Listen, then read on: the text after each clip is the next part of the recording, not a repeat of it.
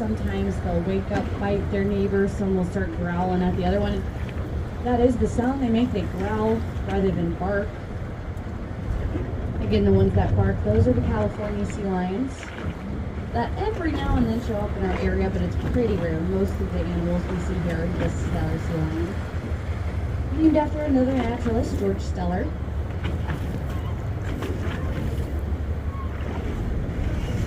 I don't know. These look like mainly juveniles and females. And that's kind of what I would expect this time of the season. Remember, the big breeding males are already out on Chisel Island.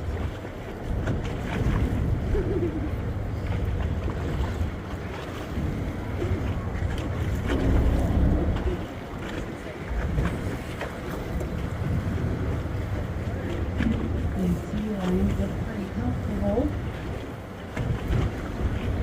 Snoozing, enjoying